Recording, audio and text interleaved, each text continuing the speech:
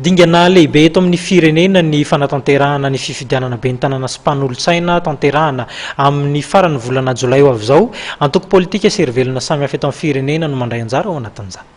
Efa samy miomana amin'ny fanatanterahana izany ny vondrona sy antoko politika rehetra.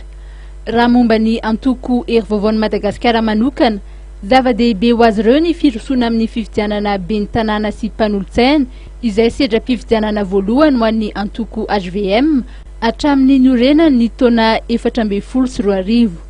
Vonona amin'ny fiatrehana ny fifidianana amin'ny faha 1 Jolay ho avy izao ny antoko HVM ho ny filoha nasionaly ny HVM.